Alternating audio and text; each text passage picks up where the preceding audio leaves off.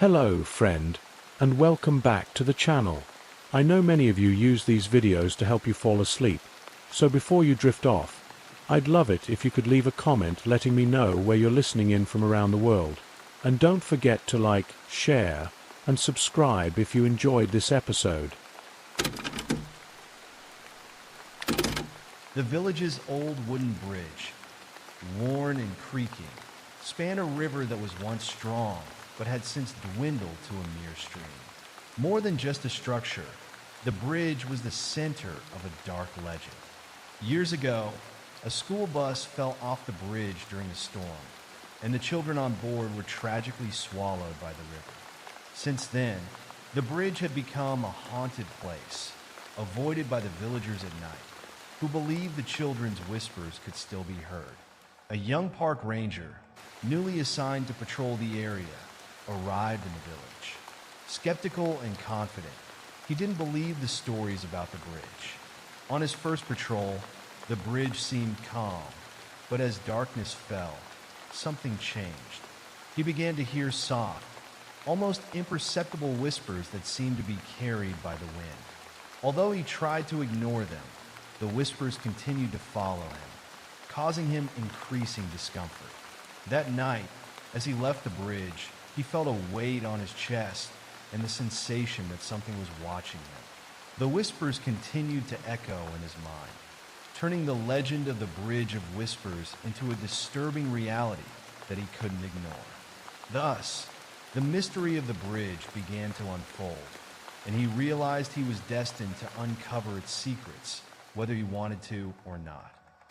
As the days passed, he grew accustomed to the routine of patrolling the area around the bridge.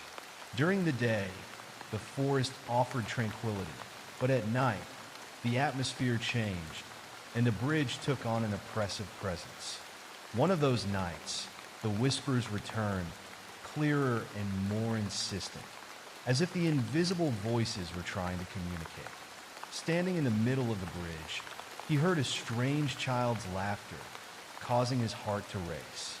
Looking down, he saw small childlike footprints in the mud, slowly advancing towards him, but there was no one there. When he tried to approach, the footprints disappeared, leaving him with a deep feeling of unease. In the following days, the strange phenomena continued. Objects moved out of place, and his flashlight was found turned off in the middle of the path, although he was sure he had left it elsewhere. The whispers followed him constantly, never completely ceasing. The bridge, once a simple crossing point, had become a place of mystery and unrest. He began to question whether the old legends were more than superstition, feeling increasingly uncomfortable and certain that something invisible yet real was watching him, waiting for the right moment to reveal itself. It was a moonless night, and the forest was plunged into absolute darkness. During his patrol, he again heard the whispers, but this time they seemed to be calls coming directly from the bridge. Driven by a mixture of curiosity and fear, he approached the structure, feeling the atmosphere change. The temperature dropped, and a sense of discomfort settled in his chest. At the center of the bridge, he heard disturbing children's laughter, and looking around, he saw small footprints in the mud, but no one was there. Soon, spectral figures of children appeared, running and playing on the bridge, their movements stiff and mechanical as if trapped in a repetitive cycle. Their faces turned towards him, but their eyes were empty, filled with infinite sadness. With horror, he realized that the bridge was not just a passage, but a portal between the world of the living and the dead, where the souls of the children were trapped, eternally reliving their last moments. Feeling a malevolent presence around him, he tried to flee, but every movement was difficult, as if the bridge was trying to hold him back. Finally, he forced himself to run, followed by the children's laughter and whispers until he reached the end of the bridge. Although silence returned when he left the bridge behind, he knew that what he had seen that night would never leave him. The images of the children and the terror he experienced were etched in his mind, and he understood that he had crossed paths with something far more sinister, and that was only the beginning. After that night, he knew nothing would ever be the same. The fear of the bridge haunted him, but he also felt a strange compulsion to return. Determined to understand what was happening and possibly help the souls trapped there, he returned to the bridge the next night. With a more powerful flashlight, he called out to the children, offering help. The children's figures appeared again, but when he tried to approach, an invisible barrier stopped him. The children seemed trapped in an eternal cycle of pain, unable to respond to him. Suddenly, he became aware of a dark and malevolent presence, something that wasn't of the children, but that controlled them. The sense of evil was palpable, and he began to realize that there was something much more sinister behind those apparitions. His flashlight failed, plunging him into darkness, and he felt the presence with full force, emanating pure evil. The children, now in erratic movements and filled with terror, seemed to plead for help, but he knew there was nothing he could do. The presence drew closer, sucking the air around him, almost consuming him. With a final effort, he managed to move and ran, feeling the presence almost dragging him back into the darkness. When he finally left the bridge, the oppressive feeling diminished, but he knew the danger had not yet passed. He had crossed a dangerous line, and whatever was on the bridge was now aware of his presence and wouldn't let him go so easily. The escape from the bridge was a desperate race against an invisible and oppressive presence. Fear drove him forward as the trail through the woods seemed to stretch infinitely, as if the forest conspired to stop him. Every second seemed to distort, and the voices of the children, now distorted and agonizing, followed him, making him doubt his sanity. At one point, he stumbled, realizing that the ground beneath his feet was moving, as if the forest itself was alive and trying to pull him back to the bridge. Feeling the malevolent presence approaching, he forced himself to get up and continue running, knowing that to give up would mean being consumed by that force. When he finally saw the end of the trail, the path seemed to twist, trying to prevent him from escaping. With a final effort, he hurled himself towards the opening, feeling something cold touch the back of his neck, but refusing to look back. As he crossed the edge of the forest, the malevolent presence didn't follow, and he stopped, gasping for breath, on the dirt road leading to the village. Although the voices and whispers had disappeared, he knew that wasn't the end. He felt that the bridge, a portal to something sinister, had marked his soul. And no matter where he went, whatever was on that bridge wouldn't leave him alone, shadowing him like a dark presence that could never be dissipated. The return to the village was shrouded in suffocating silence. Upon reaching his cabin, he leaned against the door, trying to push away the fear, but he knew something had changed forever. The village, once familiar and welcoming, now felt uncomfortable and strange, with darker and denser shadows. What he had seen on the bridge had marked him deeply, and he couldn't ignore or forget it. In the days that followed, he tried to resume his routine, but nightmares and strange occurrences haunted him. Objects moved on their own, doors were left ajar, and he felt he was no longer alone. The distorted voices and laughter of the children pursued him both in his dreams and in reality. The villagers began to notice his change. Once confident, he now seemed on the brink of collapse, avoided by everyone. Losing control of his life, he realized that the bridge had brought something into his existence, something he couldn't push away with logic or reason. Consumed by fear, he decided to return to the bridge to confront whatever was there. He knew he had to try to end it, but he also feared it was too late. The bridge had marked him deeply, and he felt that part of him would always be tied to that place, trapped between the world of the living and the dead. Determined to face whatever was on the bridge, he prepared for his final journey. However, The feeling that something was watching and waiting never left him. He knew that whatever was on the bridge was an ancient and powerful force, something he had brought into his life and from which he couldn't escape. On that last night, he made his way to the bridge with a heavy heart, knowing his life would never be the same. The forest was eerily silent, and the path to the bridge seemed longer and darker. Upon arrival, the full moon illuminated the old structure, and the whispers echoed more intensely around him. He felt the malevolent presence again, but determined, he called out to the children, wanting to help them. The children began to appear, pale and indistinct, watching him with sadness and despair. As he tried to approach, he felt the malevolent presence preventing any attempt to free them. It was then that he realized the truth. The bridge was a portal between the world of the living and the dead, and the children were trapped there, used by the malevolent presence that fed on their suffering. With sadness, he understood that he couldn't free them. The curse of the bridge was ancient and powerful, something he couldn't fight. The children disappeared into the darkness, and the malevolent presence, satisfied, let him go, knowing he was already marked by the bridge. Back in the village, he accepted that his life had changed forever. The bridge had marked him, and that mark would never disappear. He became a silent guardian, responsible for watching over the dark secret of the bridge, aware that he was connected to it in a way he couldn't break.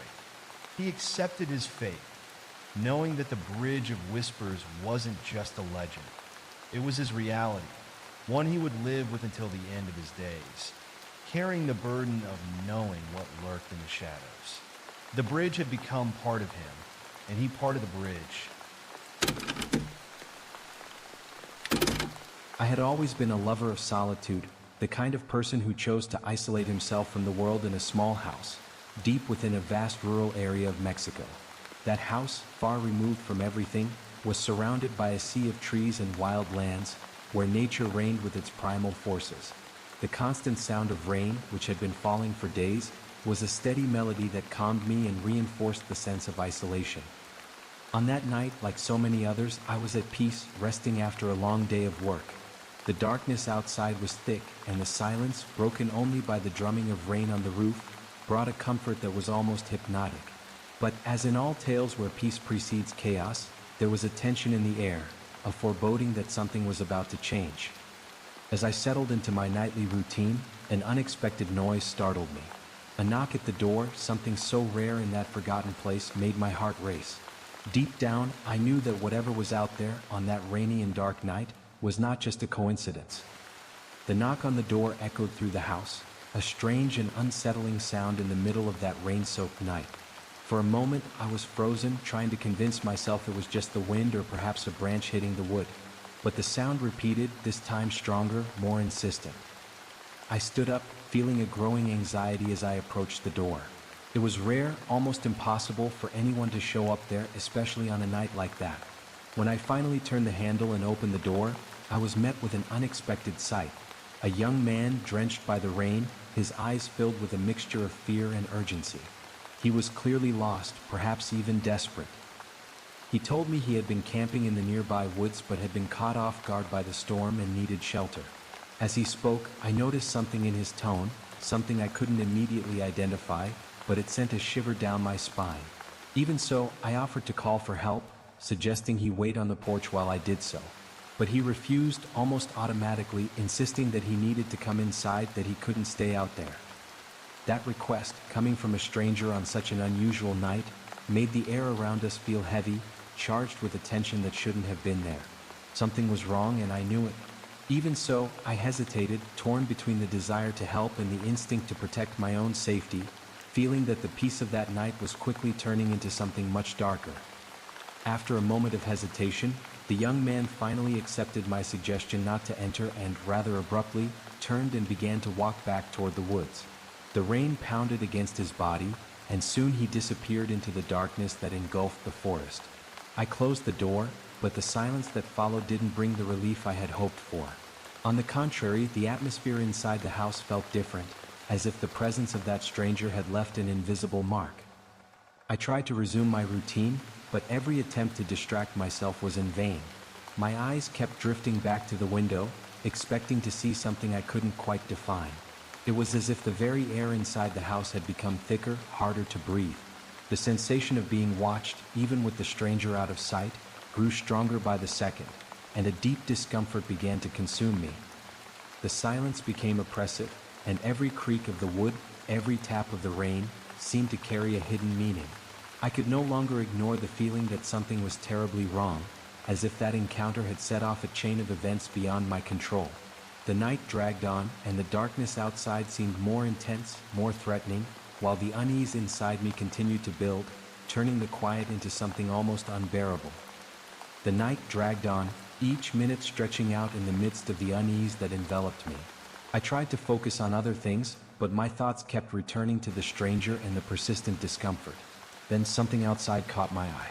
A faint, almost imperceptible glow began to appear in the distance, amidst the darkness of the woods. At first, I thought my eyes were playing tricks on me, but the glow grew stronger. I walked over to the window, cautiously peering out, and what I saw made my blood run cold. There was a fire burning under a large tree, its light flickering in the rain, and beside it stood the unmistakable silhouette of the stranger who had knocked on my door. He was there, motionless, as if he were watching my house, his eyes seemingly fixed in the direction of the window where I stood. The sight was disturbing, and something inside me screamed that this was not normal, that the stranger was doing more than just seeking shelter. There was a purpose to his presence, something sinister that I couldn't understand, but that made fear pulse through my veins. The fire, burning in the middle of that storm, was a clear sign that he hadn't simply left. He was waiting, watching, and the realization of this made me act. I grabbed the phone and called the police, trying to keep my voice steady as I explained the situation. But even after hanging up, the discomfort didn't fade. The stranger was still out there, and I could feel that the situation was about to take an even more terrifying turn. After calling the police, I stood by the window, my eyes locked on the fire still burning in the woods. The stranger was still there, but something in his demeanor had changed. He wasn't just watching anymore, it was as if he had made a decision. In one swift motion, he extinguished the fire, and then he vanished into the darkness. The silence that followed was almost unbearable.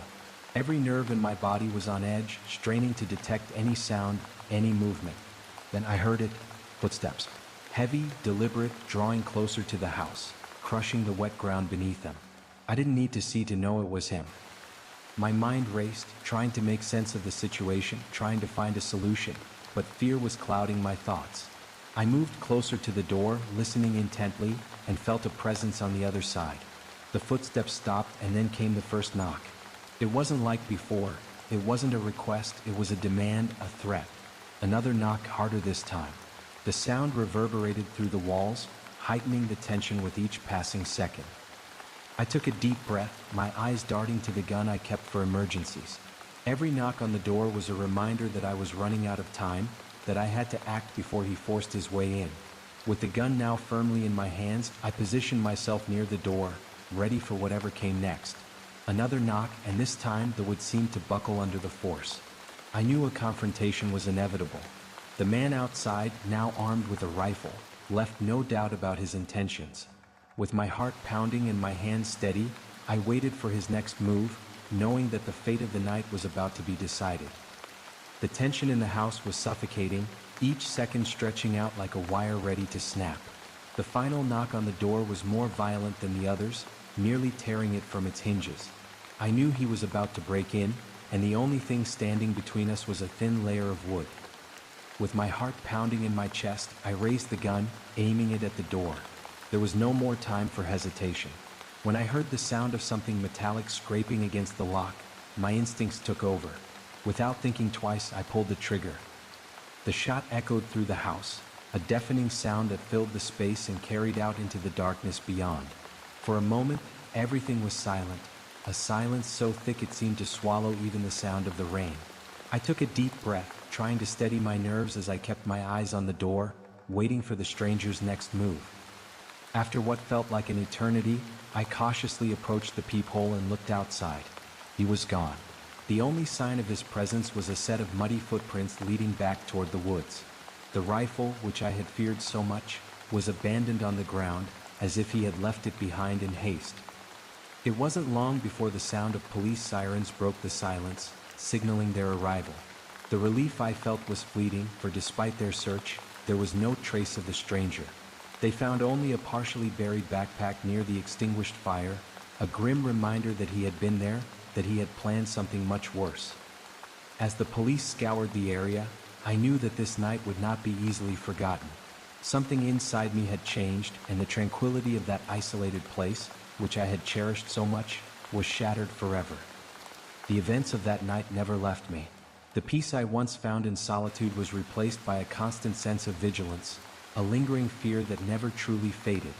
I couldn't stop thinking about what might have happened if I hadn't acted in time, if the stranger had managed to break into the house. The way he had appeared out of nowhere, with a sinister plan in mind, made it clear that this wasn't a random encounter. He had something dark in store, something I could barely comprehend. Even after the police left, taking the discovered backpack with them, the sense of insecurity lingered. The muddy footprints, the abandoned rifle, the fire burning in the rain, all of these details became part of a recurring nightmare. Deep down, I knew that although he had fled that night, the danger was far from gone. The thought that he might return even years later haunted me. Now, I still live in the same house, but the nights are never the same. Every noise, every shadow brings back the fear of that night. I live in a constant state of alertness, knowing that peace is a fragile illusion in such an isolated place. And while the world outside remains unchanged, something within me has been altered forever. The silence, once comforting, has become a grim reminder that I am always at the mercy of the unknown. The narrow trail stretched through ancient, twisted trees whose branches, like gnarled fingers, seemed to reach out to touch the lone adventurer. The wind whispered through the leaves, but something about that breeze felt wrong, like a warning murmur coming from the depths of the forest. The sky above, once clear, began to close in, and night fell faster than expected, bringing with it an almost tangible darkness. Each step the adventurer took echoed dully on the damp ground, but no matter how far he walked, he found no trace of human life. No beaten path, no sign that anyone had passed through recently. Only the growing silence of the forest, as if the world around him was holding its breath. And then he saw it, the cabin, partially hidden by dense vegetation. Small, with wood worn by time and moss covering its walls, it seemed forgotten by all. Or maybe that was by choice. The adventurer paused for a moment, hesitating. Something about the building unsettled him. It felt out of place, as if it didn't belong in this world, as if it were a scar on the natural landscape. Fatigue, however, spoke louder. His muscles ached, and the cold night was closing in. He approached the door of the cabin, his eyes scanning the details. Broken windows, rust eating away at the doorknob. A shiver ran down his spine, and for a brief moment, he thought he heard something. A low sound from inside. Tightening his grip, he turned the doorknob, which creaked under his hand as if being awakened from a long slumber. With a hesitant push, he opened the door, which dragged across the wooden floor with a muffled sound. The smell hit him immediately, a stench of mold, of decay. The smell of something much older than the cabin appeared to be. He stepped inside, and the darkness seemed to envelop him like a veil, while the door closed behind him with a soft yet final click. The interior of the cabin was dim, illuminated only by thin rays of light escaping through the cracks in the walls. The air was thick, laden with the dampness of decades of abandonment. The adventurer stepped cautiously, his feet creaking on the wooden floor, each sound reverberating in the oppressive silence. Inside, the world seemed distant, as if he had crossed into another time, another reality. The small room was filled with objects that seemed to have been left in a hurry. A crude table with a toppled chair beside it, a dirty fireplace where old ashes still rested, and empty shelves except for a few shards of glass and old bottles. But what caught his attention most were the marks. On the stained wooden floor, something dark and dry formed strange lines that seemed to draw his eyes to a specific corner of the room. There, piled against the wall, he found a heap of clothes. These weren't old rags, but clothes that, at first glance, appeared to have belonged to real people with their own tastes and stories. Clothes of various sizes, various colors, all dirty and torn, as if they had been hastily removed. He crouched down, touching the cold fabric, and realized that something even more disturbing lay beneath, a faint metallic smell. His hands began to tremble as he stood, his eyes desperately searching for more answers, and that's when he saw it. On the wall opposite the door, near an old cloth curtain, a trail of footprints, stained footprints that looked recent, as if someone or something had been there shortly before him. The wind howled outside, and the cabin's boards creaked under its strain. The cold of the night seeped through the cracks, but it wasn't just the freezing air that made him shiver. Something was profoundly wrong with that cabin.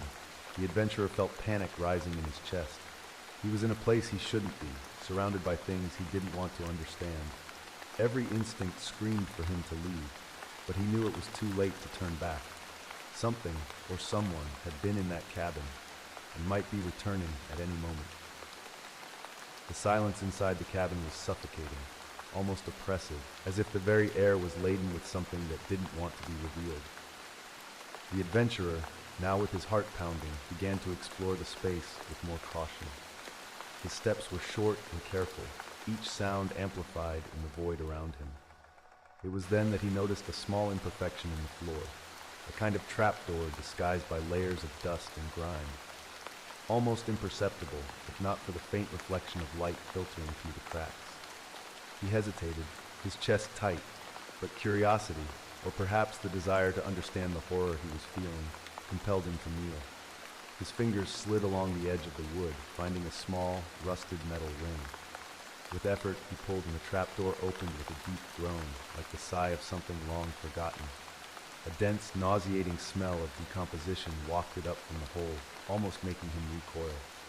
Below, a stone staircase descended into what seemed to be a basement. The darkness was thick, almost alive, as if it hid secrets that should never see the light of day. Against his better judgment, he lit the lantern he carried and began to descend. The stairs creaked under his weight, and moisture dripped from the stones like cold sweat. Each step took him deeper, as if he were entering the belly of the earth, into a place from which no one returned. At the bottom, the dim light of the lantern revealed the worst of nightmares.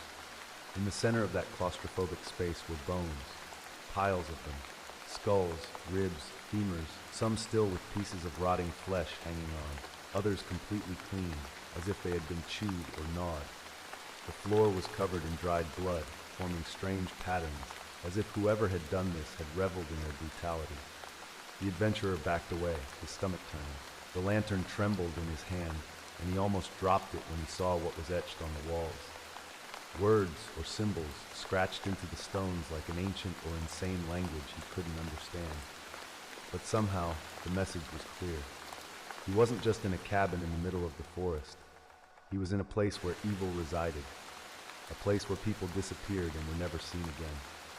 His eyes scanned the space, his mind racing, trying to find a rational explanation, but all he could think of was getting out of there as fast as possible. But as he turned to climb the stairs, something caught his attention, a detail he hadn't noticed before, a table in the corner with rusty utensils, and fresh blood still dripping, as if the last sacrifice had occurred not long ago. His terror was interrupted by the sound, a creak, a slight movement above him in the cabin. Something or someone was there. The sound above was almost imperceptible, but in the stillness of the cabin, it echoed like thunder. The adventurer's heart raced, and his body froze for a moment, his eyes fixed on the stairs leading back to the surface. The feeling of being trapped, enclosed in that claustrophobic basement, made the air seem denser, harder to breathe.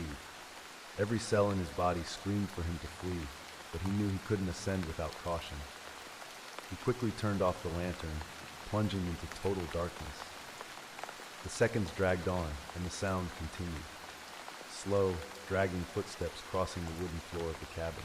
Someone, or something, was moving up there. He crouched down, his heart pounding so hard that he feared it might give him away. The sensation of being watched was intense, as if invisible eyes were fixed on his every movement, even in the darkness. As he waited, a dark thought crossed his mind. Had the cabin's occupant already noticed the trapdoor was open? He shuddered at the thought of what might happen if he were discovered down there, among the remains of other victims. His muscles tensed, ready to act, but his thoughts were confused, trying to formulate a plan. The footsteps stopped, and silence returned, now heavier and more threatening than before. He didn't know what was worse, the sound of that presence, or the fact that it might be standing still, waiting, listening. With silent breaths, he forced himself to move, climbing the stairs step by step as quietly as possible. When his fingers finally reached the cabin's floor, he moved slowly, trying not to make a single sound that could betray his presence. But the air above felt even darker. The darkness was not just the absence of light, but something deeper, almost palpable, as if filled with ancient secrets. He crept toward the main door, his only escape route. But when he touched it, he felt the cold of the locked doorknob. Panic washed over him. Someone had locked the door from the outside. Now he was trapped, not only by the cabin, but by the being that shared the space with him. He slowly turned around, trying to control his breathing, searching for another way out, knowing that every wrong step could be his last. The cabin, once small and abandoned, now became a maze of shadows. The silence was thick, but the adventurer knew he wasn't alone. Subtle movements around him, perhaps just his mind playing tricks, made him feel that something was lurking in the shadows, watching his every step, every hesitation. And then the sound returned, a faint scratching coming from somewhere in the darkness like nails against wood. He couldn't see it, but he knew he wasn't alone. The sound of nails scratching the wood intensified, echoing through the suffocating silence of the cabin. The adventurer could barely breathe, fear gripping his chest as his eyes strained to pierce the darkness. The sound seemed to move, first from one corner, then another, as if something was slowly circling, testing his presence, playing with his fear. He took a few steps back, his heart pounding wildly. He needed to find a way out. Desperate, his eyes scanned the room, searching for anything that could serve as a weapon. On top of an old shelf, he found a broken piece of wood, thick and pointed, improvised, but better than nothing. Gripping it tightly, he tried to control his breathing, sweat dripping down his forehead. The scratching stopped. The silence that followed was worse. He knew something was lurking, but the fact that he couldn't hear anything made every shadow, every corner of the cabin seem like it was moving toward him. His mind raced, searching for any possibility of escape, but the locked door was an impenetrable barrier. The single window, boarded up with old planks, offered little more than a glimpse of the night outside, and then the sound came again, this time closer. A heavy, almost animalistic breathing coming from the back of the room where the shadows were densest. He turned quickly, his eyes wide, trying to make out the shape in the darkness.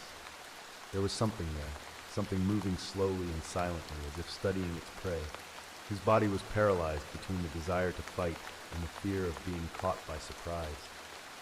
The lantern in his trembling hand flickered to life, suddenly illuminating the room with a faint light, just enough to reveal the distorted silhouette of a tall, hunched figure lurking in the shadows.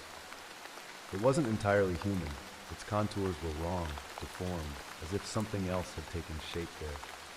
Without thinking, he stepped back, bumping into the table and knocking objects to the floor. The noise echoed through the cabin, and the figure moved. Its movements were fast and agile, like a predator that had just found its prey. The adventurer screamed, the sound of his own despair cutting through the air as he used the improvised wooden piece to strike the advancing figure. The impact was brutal, but insufficient to stop it. The creature let out a guttural sound, a mix of pain and anger, before launching itself at him again. The force of the attack sent him crashing to the floor, his body colliding with the rough wood. He struggled to rise, but the creature was on him, its hot, nauseating breath close to his face. It was the end. He could feel it. In a last act of desperation, he managed to twist his body and, with all the strength he had left, drove the piece of wood straight into the figure's chest.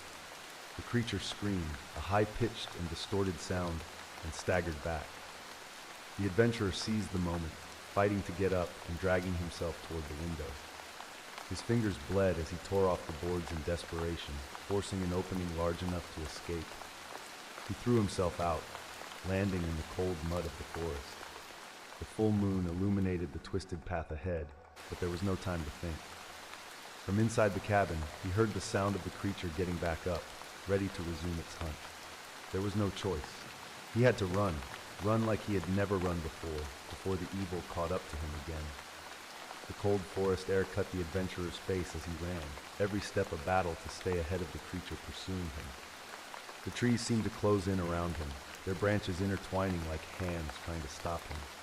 The uneven ground, full of roots and stones, nearly made him stumble several times, but sheer terror kept him on his feet, pushing his body beyond its limits. Behind him, the sound of quick, uneven footsteps echoed in the darkness. The howling wind mixed with the grotesque sounds of something that shouldn't exist. He dared not look back, fearing what he would see. Fearing that if he did, the terror would consume him right there, paralyzing him. His only goal now was to flee, to escape that cursed forest, to escape that thing that didn't belong to this world. But then the inevitable happened. His foot caught on an exposed root, and he fell, pain radiating through his body as his knees struck the ground hard. His breath came in desperate gasps, and he forced himself to get up, but the sound of the creature was closer now, so close he could feel its menacing presence. A guttural growl echoed, and the ground trembled under the weight of something massive approaching. He turned, his heart nearly leaping out of his throat, and finally saw it in the moonlight. The creature was a nightmare made flesh, its deformed, grotesque shape a fusion of human and animal, but with something primitively wrong. Its glowing, inhuman eyes were fixed on him with a hunger that went beyond the physical. It was a hunger for something deeper, something that fed on fear. With no alternatives, the adventurer raised the piece of wood he still held, now more a weapon of desperation than anything else. The creature lunged, its dirty claws reflecting the moonlight for a brief second. The impact was inevitable. It pounced on him, and the two collided violently with the wet forest floor. The world went silent for a moment. Only the sound of the adventurer's ragged breath and the creature's growls filled the void. He fought, striking the creature with all the strength he had left, but it was relentless, its claws tearing into his flesh. The adventurer's body was beginning to give in to exhaustion and pain. But then, in the midst of the desperate struggle, he found a small advantage. In the chaos, his hand groped for something on the ground, a large, sharp stone. Without thinking, he grabbed it, and with a primal scream, drove it into the creature's side. The impact was grotesque, and a high-pitched scream came from the creature's deformed mouth. It recoiled for a moment, its body trembling with pain, giving the adventurer the chance he needed. With a final effort, he got to his feet, limping and bloodied, and ran toward the only place he saw as a possible escape, a clearing ahead. He threw himself through the trees, his mind fogged by exhaustion, but with one thing in mind: survival. The silence behind him indicated that the creature was wounded, but he knew it wouldn't last long. When he reached the clearing, the sounds of the forest seemed to change. The howling wind stopped, and absolute silence enveloped him. He turned, panting, expecting to see the creature emerging from the shadows, but there was nothing. Only the dark forest, quiet as if nature itself had stood still. The air around him felt heavy, filled with an invisible presence. He waited, his body trembling, ready to fight again if necessary. But the monster never appeared. Slowly, the terror gave way to exhaustion, and he collapsed to his knees on the ground. The silence was oppressive, but for a moment he believed he had won. He had escaped. He looked up at the sky, seeking one last comfort in the stars, but the veil of trees was closing above him, blocking even the light of the moon. He was alone, completely alone. The forest, cruel and complicit, surrounded him from all sides. The wind whispered again, but this time it wasn't a warning. It was a greeting, as if welcoming yet another victim. He fell to his knees, the cold seeping into every fiber of his being, the darkness taking over his vision. And then he knew. There was no escape. He would never escape. The evil that inhabited that cabin wasn't something that could be left behind. He would carry it with him forever. Or maybe he would never leave that clearing. The forest had him now, and with it the fate of all those who dared to enter its dark territory. Nothing would remain but a new shadow among the trees, waiting for the next fool to fall into its eternal trap. The silence reigned again, and the forest, satisfied, returned to its stillness. The cabin, the monster, the adventurer, everything was now part of the darkness. Le sentier étroit serpentait à travers des arbres anciens et tordus, dont les branches, telles des doigts noueux, semblaient vouloir toucher le voyageur solitaire. Le vent murmurait à travers les feuilles, mais quelque chose dans cette brise semblait mauvais, comme un murmure d'avertissement venant des profondeurs de la forêt. Le ciel autrefois clair commençait à se refermer, et la nuit tombait plus vite que prévu, apportant avec elle une obscurité presque tangible. Chaque pas du voyageur résonnait faiblement sur le sol humide, mais peu importe la distance parcourue, il ne trouvait aucune trace de vie humaine, aucun sentier battu, aucun signe de passage récent, seulement le silence croissant de la forêt, comme si le monde autour de lui retenait son souffle. Et puis, il la vit. La cabane, partiellement cachée par une végétation dense, petite, avec du bois usé par le temps et de la mousse recouvrant ses murs, elle semblait oubliée de tous. Ou peut-être était-ce intentionnel. Le voyageur s'arrêta un instant, hésitant. Quelque chose dans ce bâtiment le troublait. Elle semblait hors de place, comme si elle n'appartenait pas à ce monde, comme une cicatrice sur le paysage naturel. Cependant, la fatigue prit le dessus. Ses muscles étaient douloureux et la nuit froide approchait rapidement. Il s'approcha de la porte de la cabane, ses yeux scrutant les détails, des fenêtres brisées, de la rouille rongeant la poignée. Un frisson parcourut son échine et pendant un bref instant, il crut entendre quelque chose, un faible bruit venant de l'intérieur. Serrant la poignée, il la tourna, faisant grincer le métal comme s'il s'éveillait d'un long sommeil. D'une poussée hésitante, il ouvrit la porte qui traîna sur le plancher en bois avec un bruit étouffé. L'odeur le frappa immédiatement, une puanteur de moisissure et de décomposition. L'odeur de quelque chose de bien plus ancien que ce que la cabane laissait paraître. Il entra, et l'obscurité sembla l'envelopper comme un voile, tandis que la porte se refermait derrière lui, avec un léger clic, presque final. L'intérieur de la cabane était sombre, éclairé seulement par de minces rayons de lumière s'échappant à travers les fissures des murs. L'air était lourd, chargé de l'humidité de décennies d'abandon. Le voyageur avança prudemment, ses pieds faisant grincer le plancher en bois, chaque bruit résonnant dans le silence oppressant. À l'intérieur, le monde semblait distant, comme s'il avait franchi une frontière vers un autre temps, une autre réalité. The evening sun dipped below the horizon, casting long shadows across the rural landscape. The sky, a deepening shade of indigo, was flecked with the first stars of nightfall. In this tranquil setting, a small, charming house stood surrounded by dense woods, its silhouette framed against the darkening sky. Inside, the atmosphere was one of comfort and warmth, the kind that wrapped around you like a cozy blanket on a chilly night. In this haven, an 8-year-old girl spent her weekend.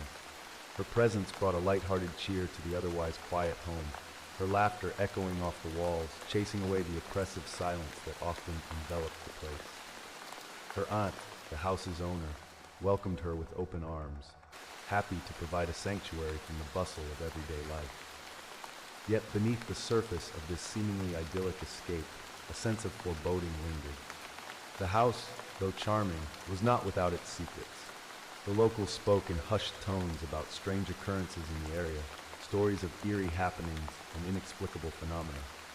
These tales, whispered around campfires and in dimly lit kitchens, painted a picture of a land touched by shadows and mysteries. As the girl settled into her weekend routine, something shifted. Her playful energy gave way to an unsettling restlessness. The nights once peaceful became fraught with unsettling dreams. Her sleep was haunted by visions that left her tossing and turning, her small frame curled up in fear. Each morning, she awoke with the remnants of these nightmares clinging to her like a dark fog. Her family, initially dismissive of the child's fears, soon became concerned. The dreams were not just fleeting shadows. They were vivid, menacing, and left an indelible mark on her spirit.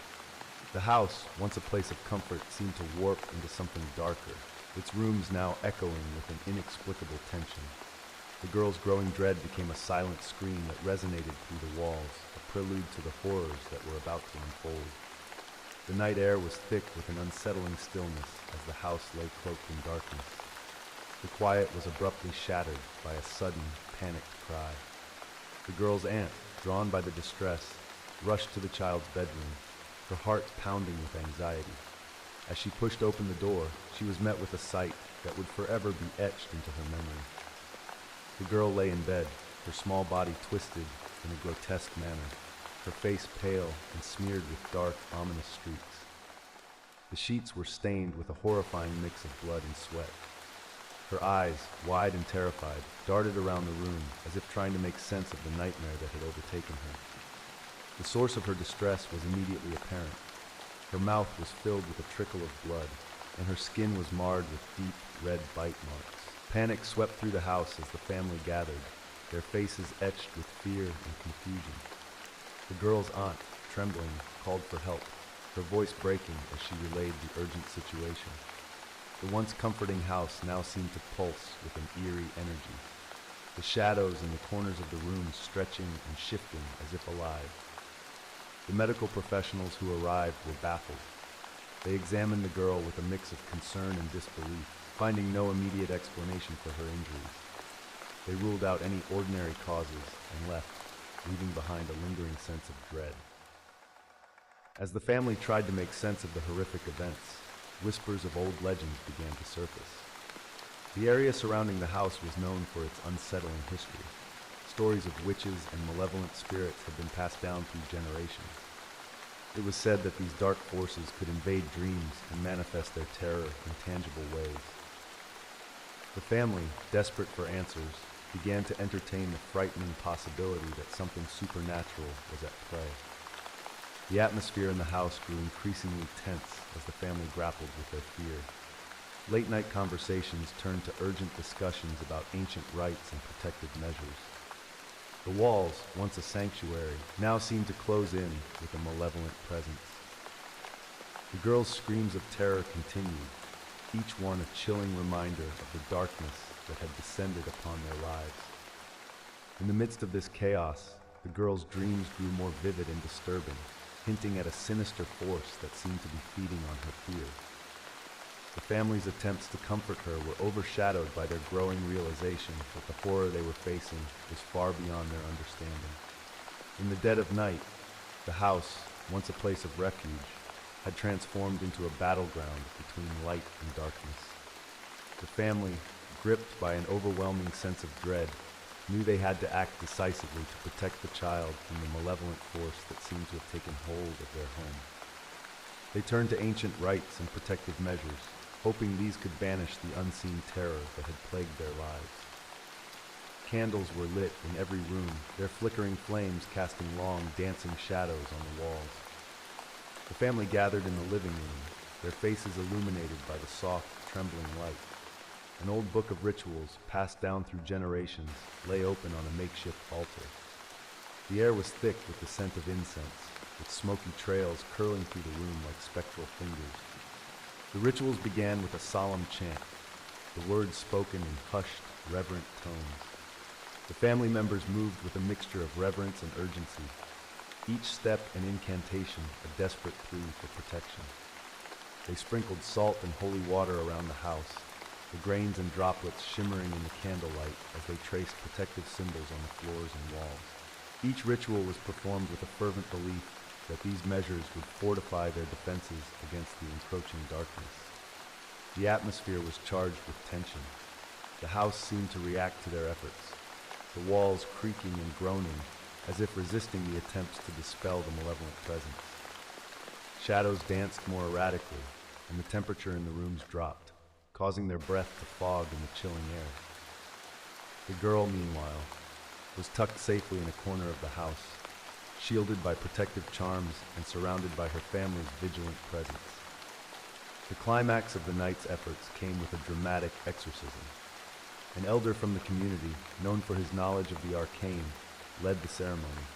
His voice, deep and commanding, filled the room with ancient invocations. The air crackled with an unseen energy as he invoked protective spirits and ancient deities, his words piercing through the oppressive silence. The girl, her eyes closed tightly, seemed to tremble with the force of the ritual.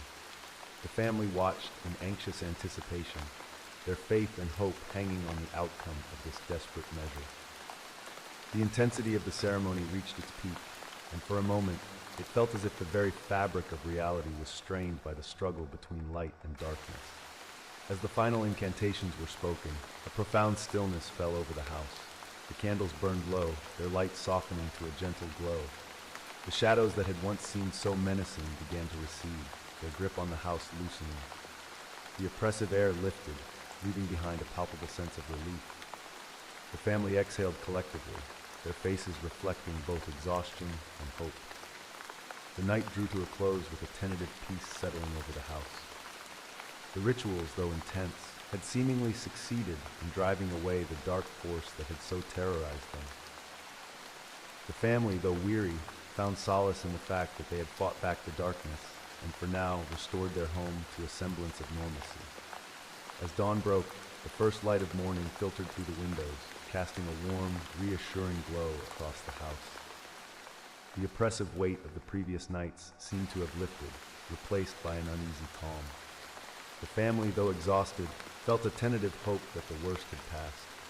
The girl, still shaken by the night's events, began to show signs of recovery. Her nightmares, which had plagued her relentlessly, began to diminish in frequency and intensity. The house, once steeped in an atmosphere of dread, now felt quieter and more serene. The shadows that had seemed to creep and shift in the corners were no longer as menacing. The lingering chill in the air had dissipated, replaced by a comforting warmth. The family, while relieved, remained vigilant. They conducted a thorough cleansing of the house, removing the remnants of the rituals and ensuring that every corner was cleansed of any residual darkness. The incense that had once filled the rooms was replaced with the fresh scent of morning air. The protective symbols and charms were carefully removed, their purpose fulfilled. The girl's recovery was slow but steady. She started to engage in normal activities again, though she remained quiet and contemplative. Her family watched over her with a mixture of tenderness and wariness, aware that the trauma she had endured had left its mark. They reassured her with gentle words and comforting routines, hoping to help her regain her sense of security. The house itself seemed to breathe a sigh of relief. The once restless and unsettling atmosphere now felt lighter, as if the oppressive presence had been truly banished. The family took solace in the normalcy that began to return to their lives, though they were keenly aware of the fragile nature of their peace. The chilling memories of the haunting lingered in their minds, a constant reminder of the darkness that had once infiltrated their sanctuary. As the days turned into weeks, the girl's premonitory dreams and heightened sensitivity to the supernatural began to surface. She started to experience vivid visions and unsettling sensations, a reminder of the otherworldly forces she had encountered. The family, while relieved that the immediate danger had passed, now faced the challenge of navigating this new reality. The house, though calm, would forever hold the echoes of the terror that had once swept through its rooms. The family had survived the ordeal and restored their home to a place of refuge, but the lingering impact of their harrowing experience remained. They had confronted the darkness and emerged on the other side, forever changed by the encounter with the supernatural. In the weeks that followed, the house settled into a fragile peace. The girl's recovery was ongoing, marked by a cautious optimism. The family found a new rhythm in their lives, balancing their relief with a growing awareness of the changes in the child. Though the immediate terror had receded, a new, subtle presence lingered. The girl's experiences with premonitory dreams and heightened sensitivity to the supernatural became more pronounced. She began to speak of vivid, prophetic visions, her dreams now filled with cryptic messages and warnings. These revelations, though unsettling, offered glimpses into a world beyond their understanding. The family, once skeptical, had come to accept these gifts as part of the girl's new reality. Her newfound abilities brought both wonder and anxiety. While the girl's visions provided valuable insights, they also introduced a new set of challenges. The family had to learn to navigate the complexities of her perceptions, balancing their protective instincts with the need to support her unique gifts. The house, once a battleground, now became a place of cautious exploration, as they tried to make sense of the supernatural realm that had revealed itself to them. The girl's presence, once a source of fear, had become a beacon of both hope and mystery. Her dreams, though often troubling, also held the promise of understanding and insight. The family, while forever marked by their ordeal, began to embrace this new chapter with a mix of trepidation and wonder. The house, now bathed in the soft light of daily life, stood as a testament to their resilience. It was a place where the shadows of the past had given way to a new awareness.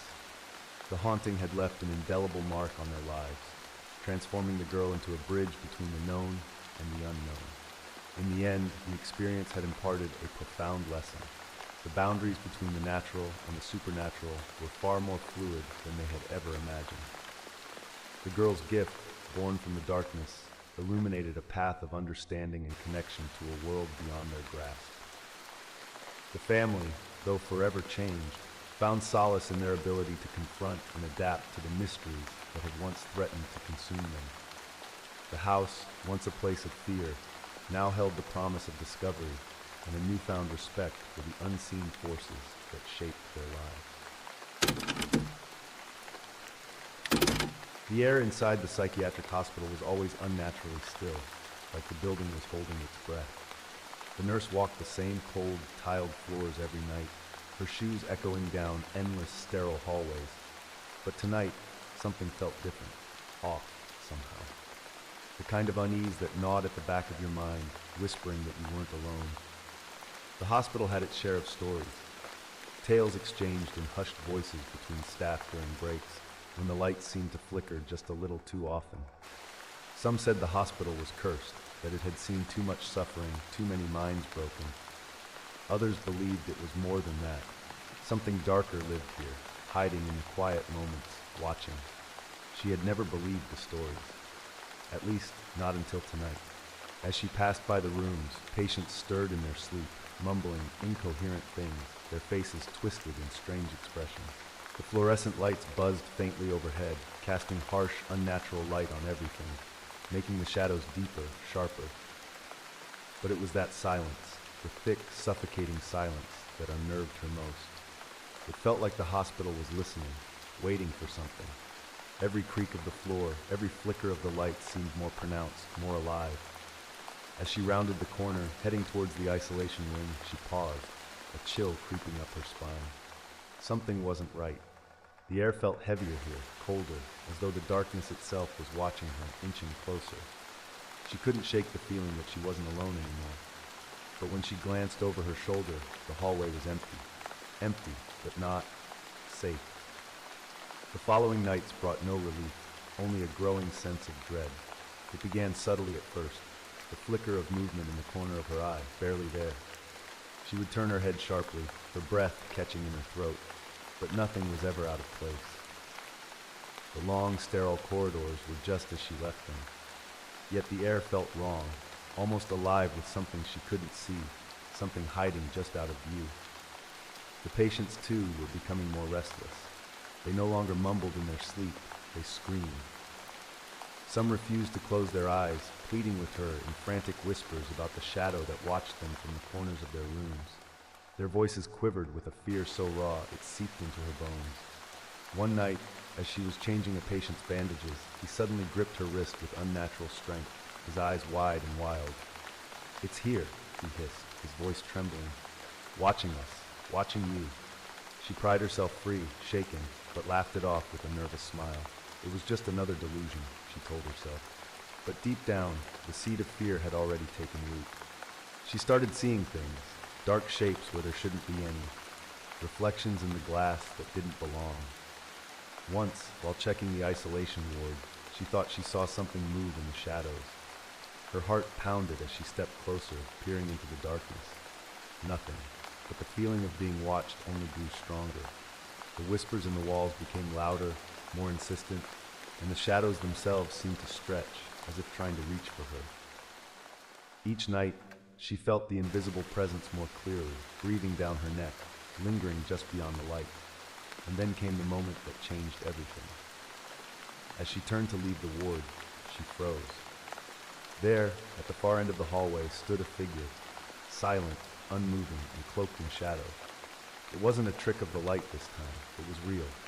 The figure seemed to shift, its form unnatural, impossible to define, as if it was made of the very darkness itself. Her heart raced, her breath shallow. For a long moment, neither of them moved. The lights overhead flickered violently, casting brief flashes of cold white on the figure, and in those flashes she saw nothing. No face, no eyes, just a void where a person should be. Then, in the blink of an eye, the shadow was gone. But she knew now it had noticed her, and it wasn't going to stop. It was deep into the night when the nurse felt the weight of the hospital pressing down on her more than ever.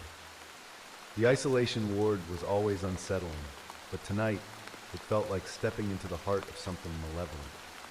The dim overhead lights buzzed faintly, casting long, distorted shadows that seemed to cling to the corners of the hallways, refusing to be banished. She walked with quickened steps, eager to finish her rounds and escape the oppressive silence that seemed to pulse with a life of its own. Her footsteps echoed unnaturally, bouncing back at her from walls that felt too close, too suffocating. She tried to focus, but her mind kept drifting to the shadowy figure she had seen the night before. It wasn't possible. It couldn't be real. But deep down, she knew it was. Her heart skipped a beat as she approached the patient's room. The door was ajar, swinging slightly, even though she was certain she had closed it earlier. She hesitated for a moment before stepping inside. The air in the room was thick, colder than the rest of the ward, and the patient, usually so quiet, was sitting up, staring blankly at the corner of the room. "Are you all right?" she whispered, her voice barely breaking the silence. The patient didn't respond, eyes fixed on something she couldn't see. A low murmur escaped his lips, words she couldn't understand but filled with fear. She followed his gaze, slowly turning her head toward the corner. And there it was. The figure stood just within the shadows, half hidden by the darkness. It was the same as before, featureless, formless, yet terrifyingly present. It didn't move, didn't make a sound, but the sheer weight of its presence bore down on her like a physical force. The shadows around it seemed to pulse, bending and warping as though they were part of the figure itself, twisting reality. She wanted to scream, to run, but her body refused to obey. She was frozen, staring into the abyss, and the abyss stared back. The figure shifted ever so slightly, just a ripple in the darkness, but it was enough to break the spell. With a gasp, she stumbled backward, her legs trembling beneath her. The patient was still murmuring, his voice rising in a frantic, incoherent chant as he rocked back and forth in bed. She backed out of the room, her heart thundering in her chest. As she stepped into the hallway, the lights flickered violently, and in the brief flashes, she could see it. The shadow was there, just outside the door, closer than before. She ran. She didn't stop until she reached the nurse's station, her breath coming in ragged gasps. She glanced back, expecting to see the shadow standing at the end of the corridor, but there was nothing. Just the empty, sterile hallway, as though nothing had happened. But she knew it was there, watching her, waiting for her to slip again. And she knew, with chilling certainty, that this was only the beginning. The following nights became an endless blur of sleeplessness and creeping dread. The shadow no longer confined itself to the dark corners of the hospital. It had become a constant presence, lurking just out of reach, but always there. She could feel it, always watching, waiting for her to falter. Every night the hospital seemed darker, the walls closer, the air thicker with an invisible weight that crushed her spirit. The patients had become fully aware of it too. Their behavior grew more erratic, more fearful. They whispered about the shadow constantly, their eyes darting to the corners of their rooms where the darkness lingered like a predator.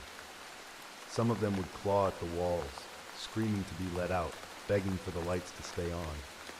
Others simply sat in silence, eyes wide and terrified, as if they had given up hope. Every shift was a descent into madness. The nurse's once simple tasks now felt like navigating a nightmare. Walking the halls alone became unbearable. She could hear footsteps echoing behind her, but when she turned, there was no one there. The sound of whispers followed her, rising and falling, too soft to make out, but loud enough to drown out her thoughts. Even the lights seemed to conspire against her, flickering more often, leaving her in sudden patches of darkness where the shadows seemed to thrive. One night, as she bent over a patient's bed, but back to the door, she heard it. Soft breathing. It was faint, almost imperceptible, but unmistakable. Slowly she straightened up, her heart pounding in her chest. She could feel the cold presence behind her, the air around her growing icy. She didn't want to turn around. Every instinct screamed for her to run, to leave this place and never come back. But her legs refused to move. The breathing grew louder, closer, until she could feel it on the back of her neck. Her skin prickled with goosebumps, and a wave of nausea washed over her. Slowly, painfully, she turned her head. There it was, standing just inches behind her, the shadow. It had grown larger, more defined. Its edges no longer blurred into the darkness. It was becoming more real, more solid. The void where its face should have been was a swirling mass of blackness, pulling her in, making her head spin. The world around her seemed to tilt, and for a moment she thought she might collapse. But just as quickly as it appeared, it was gone, leaving her standing alone in the room, gasping for breath. From that moment on, the shadow no longer played games. It followed her everywhere. She would see it reflected in the glass of the nurse's station, standing behind her, watching her with its empty, hollow gaze. She would catch glimpses of it in the corners of rooms, standing just outside the circle of light, waiting for her to step too close. Even in her own home, she couldn't escape. The shadows in her apartment stretched too far, clung to the walls in unnatural ways. She began sleeping with every light on, but it didn't matter. The shadow had already seeped into her life, into her very mind. The fear was eating away at her, turning every moment into a waking nightmare. She couldn't focus, couldn't think. Her body moved on autopilot, going through the motions of her job, but her mind was consumed with terror. She was spiraling, and the hospital felt like it was feeding off her fear, growing stronger, darker. One night, as she walked down the now familiar corridor to the isolation ward, she realized something horrifying. The shadow wasn't just following her. It was becoming part of her. She could feel its cold tendrils winding their way into her thoughts, wrapping around her heart, squeezing tighter every day. And it whispered to her now, in a voice so quiet she could barely hear it, but could feel deep in her bones. It wasn't just watching anymore. It wanted her. Desperation gnawed at the nurse, driving her to seek answers. She could no longer pretend the shadow was just a figment of her imagination. It was real, terrifyingly real, and it was getting stronger, feeding off the hospital's misery. Her once logical mind, trained to dismiss the supernatural, was breaking under the weight of what she couldn't explain. She had to know what it was, why it was haunting her, and why the hospital itself seemed to be its breeding ground. Late one night, after her shift had ended and the building was eerily quiet, she ventured into the old records room, a place rarely visited by staff. Dust hung in the air like a thick veil, and the shelves were lined with crumbling files and forgotten histories. Here, deep within the hospital's hidden archives, she hoped to find something that could explain the dark presence stalking her. Hours passed as she sifted through faded documents and yellowed folders, some dating back to the hospital's early days. The more she read, the clearer the picture became, a disturbing history buried beneath layers of neglect. This wasn't just a psychiatric hospital, it was a place of horror disguised as treatment. She stumbled upon reports of a doctor, no, not just any doctor, but the hospital's head psychiatrist in its earlier years. His name had been scrubbed from most records, but enough remained to piece together the truth.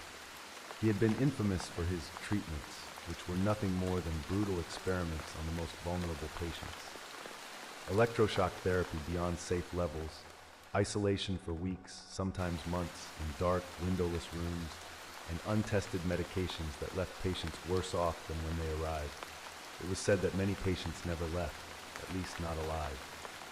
The shadow she had seen, the one that haunted the halls, began appearing in witness reports not long after the doctor's sudden and mysterious death.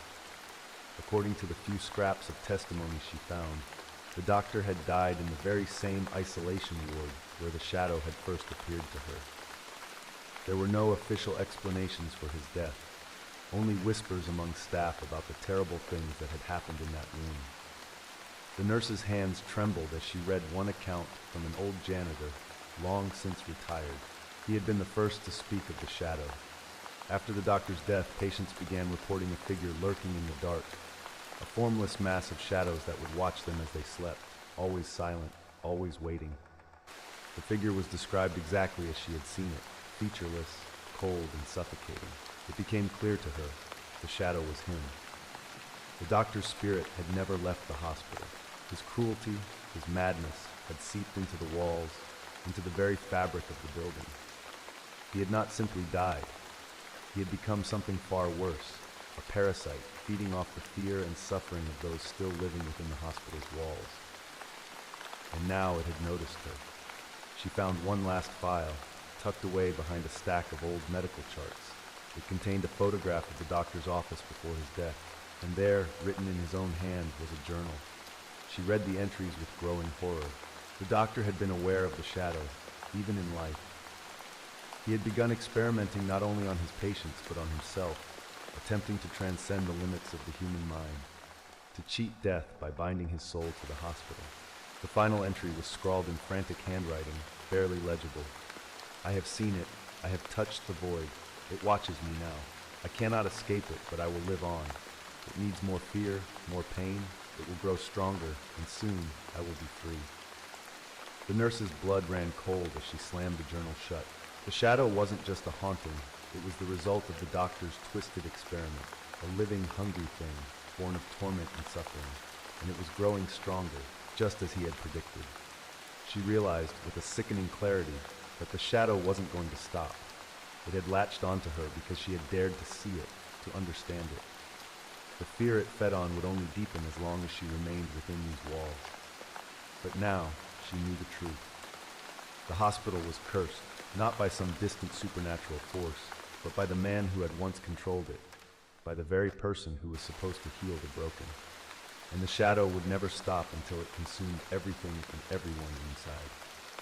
The storm outside raged as the nurse found herself standing alone in the isolation ward where it had all begun.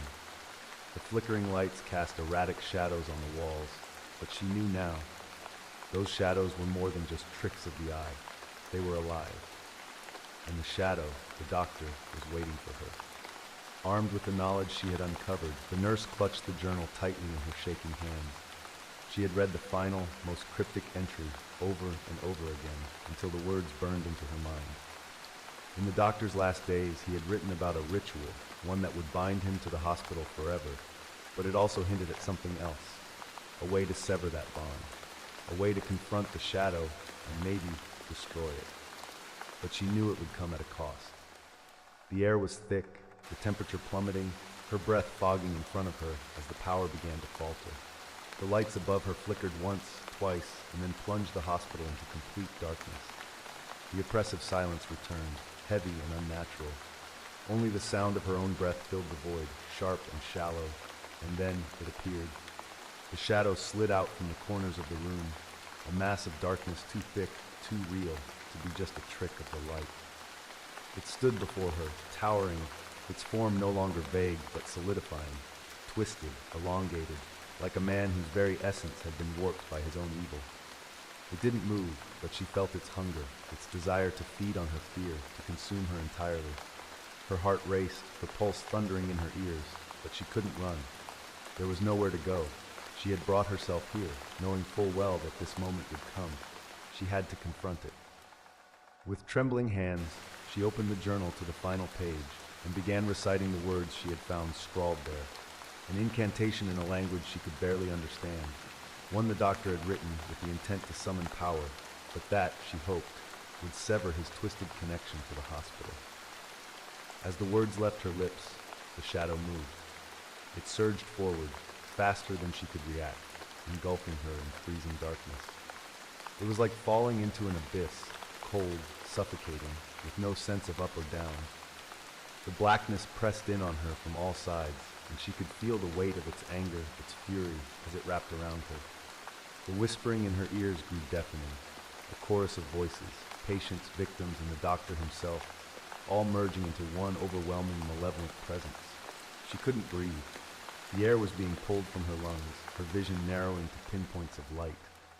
But she kept chanting, forcing the words out between gasps, her voice cracking under the pressure. She could feel the shadow trying to pull her deeper, trying to silence her. The ground beneath her feet seemed to vanish, and for a terrifying moment she felt herself falling into the very void the shadow had come from. But just as her consciousness began to slip, the words she spoke took on a life of their own. The darkness around her wavered, then recoiled, as though the incantation had burned it. With a howl that seemed to come from every direction at once, the shadow exploded outward, pulling back from her in a frenzy of writhing tendrils of darkness. It thrashed violently, lashing out at the walls, the floors, the very structure of the hospital itself. The lights overhead flickered back to life, dim and weak, but enough to illuminate the figure as it shrank and twisted in on itself. The nurse collapsed to her knees, gasping for air as the room shuddered around her. She could feel the shadow weakening, its power unraveling. But it wasn't over. Not yet. With the last of her strength, she grabbed the journal and stood, facing the dying figure of the shadow. She had to finish it. The shadow writhed in the middle of the room, a dark mass struggling to hold itself together, but she could still feel the doctor's presence within it, stubborn, malevolent, refusing to let go. "For all the lives you destroyed," she whispered, her voice raw and broken, "this ends now."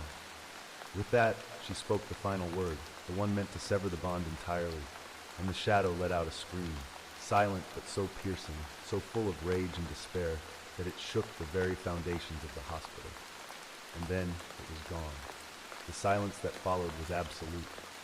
The hospital, for the first time in what felt like decades, was still. The shadows no longer moved on their own. The air was lighter, the oppressive weight lifted. But the nurse knew she had paid a price. The chill that had wrapped itself around her hadn't completely left. It had left something behind. A part of the darkness still clung to her, buried deep in her mind. But the shadow was gone. For now. She stood in the middle of the isolation ward, breathing heavily, her heart still pounding in her chest. The hospital seemed different, less hostile, less alive. But as she turned to leave, she couldn't shake the feeling that something was still watching her, hidden deep within the walls. Maybe the shadow was gone. Or maybe it was just waiting, biding its time, waiting for the next person to stumble into its grasp. The nurse didn't look back. She just walked out, leaving the haunted silence of the psychiatric hospital behind. But she knew some things never truly die. The storm had passed, but the nurse felt no relief as she stepped out into the cold, early morning air. The psychiatric hospital loomed behind her, dark and silent, its windows like empty eyes staring out into the world. For a moment she stood there, her breath misting in the dawn, wondering if she would ever truly be free of what had happened inside. The shadow was gone, or so it seemed. The weight of its presence had lifted from the hospital, and the patients, though still deeply disturbed, no longer spoke of the dark figure that watched them from the corners of their rooms. The silence now was just silence, not the oppressive, lurking kind that had once haunted every hallway. But the nurse knew better than to trust it. As she made her way home, exhaustion washed over her, but sleep wouldn't come. Even in her own bed, with every light still burning bright, she felt it, that faint, cold touch of something lingering just beneath the surface of her mind. The shadow had been banished, but the experience had left a mark, something that ran deeper than she could explain. Days passed, then weeks, and she tried to return to her routine. She tried to forget the isolation ward, the shadow's suffocating presence, and the horror she had uncovered about the hospital's past. But no matter where she went, no matter how bright the day, a small part of her could still feel it. The lingering dread, like a distant echo that refused to fade completely. There were moments, late at night, when the shadows in her apartment seemed to stretch just a little too far, when the darkness felt too thick. She would catch herself glancing over her shoulder, expecting to see that familiar formless figure standing just out of reach. It never appeared, but the fear never fully left. She had confronted the shadow and won, but she knew, deep down, that you never truly leave a place like the hospital. Its walls, its history, had soaked into her bones, and though the shadow might be gone, the memory of it was etched into her soul. And sometimes, when she walked past the hospital on her way to work, she could still feel it watching her. The building, its darkened windows reflecting nothing but her own distorted image, seemed to breathe, as though it was waiting for her to return, waiting for the next nurse to slip into its cold, unforgiving grip. She would never go back. But the hospital would remain, standing silent and still, holding its secrets close. And somewhere in its dark corners, she knew the shadow was waiting, patient, eternal, and always hungry. Some things she had learned never truly end.